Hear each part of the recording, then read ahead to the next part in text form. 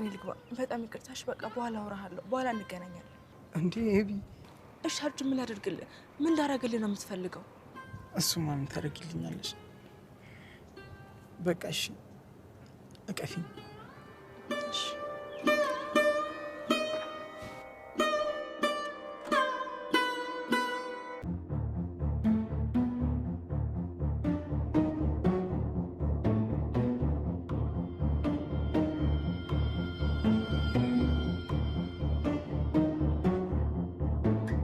የምትፈነጅብኝ? አረ ሲጀመር ወንዶች ሁላችሁም አንድ አይነት ተመሳሳይ ውሸታም። አቺ እንግዲህ ላፊያ ትናገሪ። ምን እንደ ሞይ ባገኝ ዝም ብለሽ በነገር አናተናት እንትኛለሽ። አንተ ወራደ የልጅ እናትህን አስቀምጠህ እኔን ለዛ ወደድኩሽ ሞትኩልሽ እያልክ እዚህ ጠብር ግፍ ትላለህ። አቻ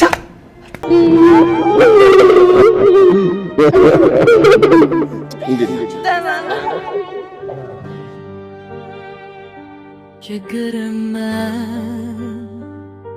ደስታ በደጅ ቆመ፣ ቀኖቻችን ጨለመ፣ ሌሊት አራዘመ፣ ልባችን ተከበበ በጭንቀት፣ ተስፋ እንደ ጥላ ቢሸሽ ተመኝ፣ ጨለማ ተሰብሮ ብርሃን ተገለጠ፣ ልባችን በደስታ እንደገና ተሞላ። አሁን ችግርን ሳይገባለ። ሰላም ሰላም፣ እንዴት ናችሁ የኤቢና የዳጣ አድናቂዎች?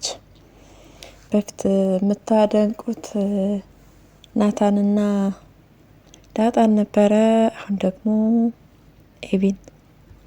እስኪ ለኤቢ ኮንግራ፣ ኤቢ በቃ ትችያለሽ እያላችሁ ኮሜንት ላይ ጻፉላት። ኤቢ አባቷ ልጅ የእውነት በጣም ነው በቃ ያኮራችን፣ እንደምታኮራንም ሙሉ እምነት ነበረን። ደስ በሚል ሁኔታ በቃ ከመረጃ አሰባሰቧ ጀምሮ በጣም በቃ ጀግንነቷን አይተናል ማለት ነው፣ አሳይተናለች። ኤቢ በድጋሚ እንኳን ደስ አለሽ፣ እንኳንም ለዚህ አበቃሽ። ተከራክረሽ እንግዲህ አባትሽን ማስፈታት ችለሻል። ጠበቃ አያስፈልግም፣ እኔ ለአባቴ ጠበቃ ሆነዋለሁ ብለሽ እንዲሁም አባትሽም ተማምኖብሽ ለአንቺ እድሉን ሰጥቶሽ ደስ በሚል ሁኔታ በድል አጠናቀሻል። በቀጣይ ደግሞ እንግዲህ የሜዲ ፍለጋ ተጠናክሮ ይቀጥላል። ሜዲን ከሰሽ ፍርድ ቤት እንደምትገትሪያት ምንም ጥያቄ የለውም።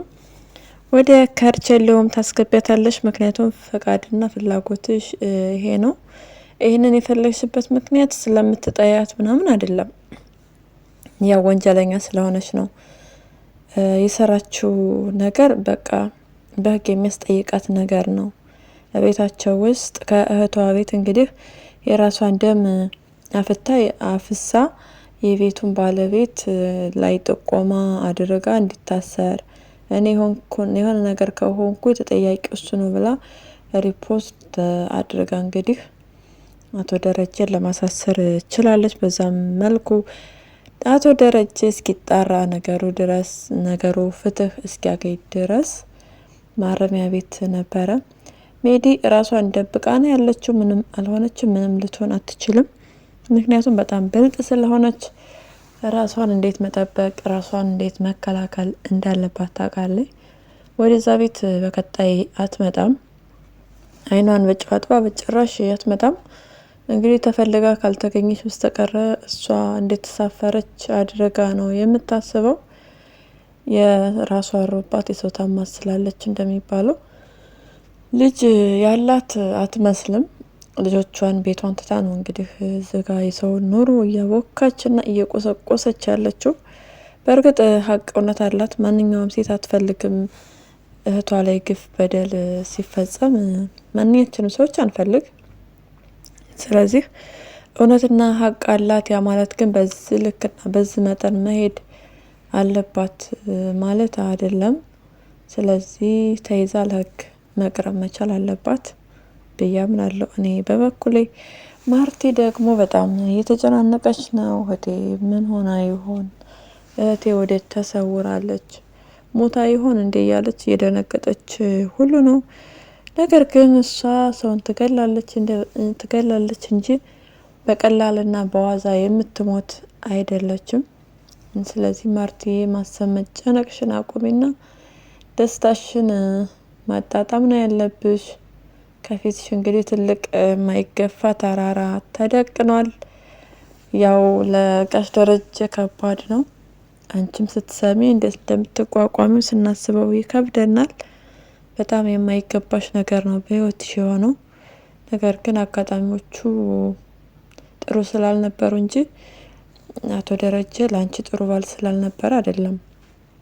በጣም ጥሩ፣ በጣም ታማኝ፣ ትዳሩን ቤቱን የሚወድ አረ በቃ ሰው የሆነ ሰው ነው። ግን አንዳንድ ጊዜ ጎደሎ እንደሚባለው በቃ ወደቀ። ይሄ ነገር ደግሞ ለመጥፎ ነገር ሆነበት። ምንም እንኳን እንዳጣን የመሰለች ልጅ ቢያገኝም እድሜውን ልክ ሲሰቃይ ሲያስብ ሲብሰለሰል ነው የኖረው። ምክንያቱም ልጅ ወልዶ ልጁን እንግዲህ በደንብ ሳይጠግባት ተጥላበታለች። በዚያም ምክንያት ነው ሰላምዬ የተበቀለችው። ሰላም እንግዲህ ሄዳለሁ እያለች ነው። ወደ ፍርድ ቤትም አትሄጂም ብላ ከዳጣ ጋር ሰጣገባ ውስጥ ገብቶ ነበረ። ሰላም እንግዲህ አይኗን በጨዋ ጥባ ሄዳለሁ ፍርድ ቤት ጋሽና በሬሽ እጅ ጠይቃለሁ እያለች ነበረ። ዳጣም አይሆንም ማየና አንቺን ማየ ማርታና አንቺን አንድ ላይ ማየት እኔ አልችልም እያለቻት ነው። ነገር ግን ሰላምዬ ለመረዳት አልሞከረችም። ዳጣን የራስና የራሷን ፍላጎት ብቻ ነው ያደረገችና እያሰበች ያለችው። ከጀርባ የሚጎዳብኝ ሰው ይኖራል ብላ በጭራሽ ማሰብ አልቻለችም። በጣም ነው የሚያሳዝነው። በዚህ ደግሞ እንዲሁም ወንድሟ የጋሽ ደረጀ ልጅ እንደሆነ ነግራታለች። በዚህም ምክንያት ዳጣ ተበሳጭታ አንቺንም አባዬንም አልፈልግም ወደ መጣውበት መልሳለሁ ስትላት እንግዲህ ከነ ብሩክ ቤት ነው የምትመለሽው አይነት መልስ ነበር የመለሰችላት። ዳጣ ያደገችው ጎዳና ላይ ነው። እነ ብሩክን ደግሞ ያገኘቻቸው በቅርብ ነው። ነገር ግን ባትፈልጋቸው ቤት ብትወጣ እንኳን ራሱ አንደኛ ፈልገው ያገኟታል ከዚህ በኋላ የትም ብትሄድ፣ ሁለተኛ ነገር ደግሞ ያንን የጎዳና ህይወት አትደግመውም። ነገር ግን የእናቷ ድርጊት ያንን የጎዳና ህይወትን ያስመኛታል። ስለዚህ ሰላምዬ ብታስቢበት አሪፍ ነው። ነገርሽ ሲያበቃ ከእንደገና ደግሞ ወንድምሽ በቃ የጋሽ ልጅ አይደለም ማለትሽ አግባብ አይደለም። ቤቱ እየታመሰ ነው። አባቷ ታስሯል። እናትነትሽና ለሷ የከፈልሽ ዋጋ በጣም የሚደነቅ በጣም የሚገርም ነገር ሆኖ ሳለ ነገር ግን ደግሞ በዚህ ልክ ልጅሽ አሁን ላይ ምን ይሰማታል፣ ምን ትፈልጋለች፣ ምን አትፈልግም ብለሽ ማሰብ አለብሽ። ሁሉም ነገር ላንቺ ትክክል ነው፣ አሁንም ቢሆን ትክክል ነኝ እያልሽ ነው ሰዎች እንደሚፈርዱብሽ። እንደገና ደግሞ አንቺ ለራስ ትክክል እንደሆንሽ ያሰብሽ ነው። ራስሽን እንደዚህ ያደረግሽ ያጽናናሽ ነው። ጥፋትሽን እያመንሽ አይደለም። የሰው ቤት ምን ያህል እንዳፈረሰ ይሄ ድርጊትሽ የሚገለጥበት ቃል የለውም። እኔ ብሆን ብለሽ አስቢ። የሞቀና የደመቀ ትዳር ውስጥ ገብተሽ የሰውን ትዳር ማፍረስ። እንዲሁም ደግሞ ጋሽ ደረጀ ለናታን ሲነግረው ከዚህ ቀደም ሰላም እንደምትፈልገው ልታሳስተው እንደምትፈልግ በቃ ሴትነቷን እየተጠቀመች አስቦት እንግዲህ የተደበቀ ሚስጥር አቶ ደረጀ ብቻ የሚያውቀው ነገር ማለት ነው። አስቡት። ሰላም እዛ ቤት ስትሰራ አንገቷን ደፍታ ቀለስልስ ብላ በጣም መልካም ሰው ሆና ነበረ። ነገር ግን ደግሞ በጎን የሰውን ትዳር ለማፍረስ ታስብ ኖሯል ማለት ነው። ልጅ መውለድ ብትፈልግ ሌላ ወንድ ቢያንስ ትሞክር ነበር እንጂ እንዴት ነው ከአንድ ባለ ትዳር ወንድ ላይ ያቺኛው ልጅ ጠፍታለች። ስለዚህ ምትክ ካንተ ልውለድ። ይሄ እስኪ እናንተ ፍረዱ። ሰላም ትክክል ነው ሀሳቧ ወይስ ትክክል አይደለም? እኔ በጣም የተሳሳተ ነገር ነው። እንዲሁም ጋሽ ደረጀን ታስፈራራው ነበረ። እዚህ ቤት የምታስወጣ ከሆነ ለማርታ እናገራለሁ፣ ከኔ ልጅ ወልዶ ልጅ እንደሰረቁኝ ምናምን እያለች አንድም ቀን ለመረዳት ሞክራ አታውቅም። በጣም ነው የሚያሳዝነው። ያው ጋሽ ደረጀ የት እንዳለች ልጁ ምንም የሚያውቀው ነገር ስለሌለ ነው ወንድሙ ነው ወስዶ የጣላት። ወንድሙ ደግሞ ሊነግረው ፈቃደኛ ባለመሆኑ ምክንያት ነው እንጂ የእውነት ህፃኗ ተጥላ እንድትቀር ፈልጎ አይደለም። ስለዚህ በትንሹም ቢሆን ለናታን ስለነገረው ያለውን ነገር ናታን ይመችህ በጣም እየተረዳው ነው ያለው። በጣም ያው ለጊዜውም ቢሆን እንግዲህ እያጽናናውና እያበረታው ነው ያለው። ማርቲ መስማት የለባትም በጭራሽ ለማዬ መንገር የማይታሰብ ነው። ምላሹ የከፋ ነገር ነው እያለ ነው። በጣም ይከብዳል። በጣም የከፋ ነው። ምክንያቱም አንዳይሉት ሁለት ልጅ ነው ያለው። እንግዲህ ዳጣ ቤት ውስጥ ልጅ ሆና እየኖረች ነው። በጣም ደስ ይላል። እኔ ጋር እስካለች ድረስ እንደ ልጆች ነው የማይሽላታል። ማርቲ ይመችሽ። በጣም መልካምና ደግ በቃ ደጎች ደግ ነሽ። ልብሽን አይቀይረው። እንዲሁም ዳጣዬ የማይወድሻለሁ እያለች ፍቅሯን ስትገልጥ ነበረ። ዳጣዬ እንደ ቄጠማ አልተጎዘቆሽም? እንደ ቄጠማ ያው ተጎዝጉዛለች። ልነግርሽ ፈልግና እኮ ፈራለው እየፈራው ነው ምናምን አለቻት። ማርቲም ፈታ በሚያረግ መልኩ አንቺ ማን አንቺ ነሽ እንዴ ሰው የምትፈሪው ምናምን እያለቻት ነበረ። ዳጣዬ ይመችሽ፣ እንኳንም ፍቅርሽን ገለጥሽ፣ በጣም ደስ ይላል። የምንወዳቸውን ሰዎች ጊዜ ቀጠሮ ምናምን ሳንወስድ በቃ ልክ እንደተሰማን እንደምንወዳቸው መግለጽና መንገር መቻል አለብን ብዬ አምናለሁ። እኔ እንግዲህ ቤቢ የአባቷ የደረጀ ልጅ እንደሆነ በትንሹም ቢሆን አውቃለች። በቀጣይ አባቷን ትጠይቀዋለች። አባቷ የሚያሳያትን ፊት እና ያው ዝምታውን ስታቅ እውነት እንደሆነ ይገባዋል። ነገር ግን ደግሞ በጣም ከባድ ነው። በጣም በምትወዳት እናቷና በጣም በምትወደው አባቷ እንግዲህ በዚህ ችግር ምክንያት እሷ እየተጎዳች ነው። ቀጣይ እንዴት ነው የምትቀበላቸው? እንዴትስ ነው ተቀበላቸው ወዳቸው የምትኖረው? ፍቅሯ ይቀንሳሉ? የዳጣ ትቀየማቸው ይሆን ወይ? ምን ብላችሁ ታስባላችሁ እናንተ? በጣም ነው የሚከብደው። ዞሮ ዞሮ ዳጣዬ ብርቱና ጠንካራ ሰው ነው መሆን ያለብሽ። ምንም ነገር ሲፈጠር ወደ መጣውበት ወደ ጎዳና ሄዳለሁ እያልሽ ራስሽን ማጨናነቅና ለራስሽ የማይጠቅምሽ ቦታ ላይ ለመገኘት ማሰብ የለብሽም። አድገሻል፣ ትልቅ ሰው ነሽ። ስለዚህ የራስሽን የሆነ ነገር ለመፍጠር ነው ማሰብ ያለብሽ እንጂ እንግዲህ ሰላም አንዴ አይኔን በጨው ብላለች። አሁን ጋሽም ስለተፈታ አቶ ደረጀ ተፈቷል። ስለዚህ ልመለስ ያለች ማንጎራጎራ አይቀርም። ያለችው ከሰው ቤት ነው። ታሳዝናለች። ሰው ቤት ይከብዳል። እንኳን እመጫታው ሆኖ እንደውም ከባድ ነው። ነገር ግን ደግሞ ምንም ማድረግ አይቻልም። የራሷ ቤት ተከራይታ ብትኖር መልካም ነው ሰላምዬ፣ ለራሷ ለደህንነቷ ለህሊናዋም ሲባል። ምክንያቱም አይምሮዋ ሊወቅሳት ይገባል እንጂ ሄጄ እኖራለሁ ልጆች ይዤ፣ ኧረ በጣም ነውር ነው። ልጅ ስላለ ብቻ እንዴት ነው ባለትዳር ቤት ውስጥ ዘገደው ተብሎ የሚገባው? የሆነ ሰላምዬ ከዚህ ድርጊትሽ ታቃቢ፣ መልካም አይደለም። ኤቢ አርጁንን ጠርታ ለመጨረሻ ጊዜ አክስቷ የት እንዳለች እንዲነግራት ጠይቃው እሺ እነግርሻለሁ ብሏታል። ነገር ግን በጣም በሚያሳዝን ሁኔታ አንቺ ለጥቅም ብቻ ስትፈልጊ ነው እኔን የምትጠሪኝ፣ ፍቅሬ ለመጠቀሚያ አደረግሽው ብሎ የሚያሳዝን አይነት ንግግር ነው የተናገረው። እውነት ነው፣ ሀቅ አለው አርጁን። በጣም ነው የሚያሳዝነው። በጣም በጣም ያሳዝናል። እንግዲህ ኤቢዬ ለምን እንዳልወደደችው አናቅም። በእርግጥ ማንኛውንም ሰው በፍቅር ልንወድ አንችልም። ነገር ግን ደግሞ አርጁን ትንሽ የስራ ሰው አይደለም። ድንጋይ ላይ ተቀምጦ ነው የሚውለው። እንዲሁም ዱርዬነት ባህሪ ያለው። ለዛ መሆን አለበት ኤቢ ልታፈቅረውና ልትወደው ያልቻለችው። በሚያሳዝን ሁኔታ እሱ ግን በቃ አሳዛኝ እየሆነ ነው። አሳዛኝነቱ በጣም እየጨመረ ነው።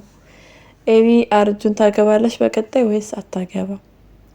ምክንያቱም ቃዴስ ለሷ ባል የሚሆን ወንድ አይደለም፣ እያስመሰለ ነው።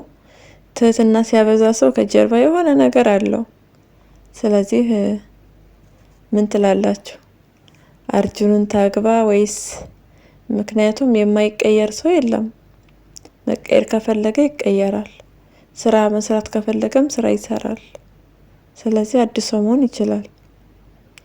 ስለዚህ ኤቢዬ ብዙም አትግፊው፣ በተቻለሽ መጠን ትሬት አድርጊው። እንግዲህ እንደማታገቢው ልትነግሪው ትችያለሽ፣ ግን ደግሞ ጓደኝነታችሁን እንዲሁም እህትና ወንድምነታችሁን ማስቀጠል ትችያለሽ። ለሆነ ለጥቅም ነገር ሁሉ ጊዜ ሰውን መጥራት በጣም ይከብዳል።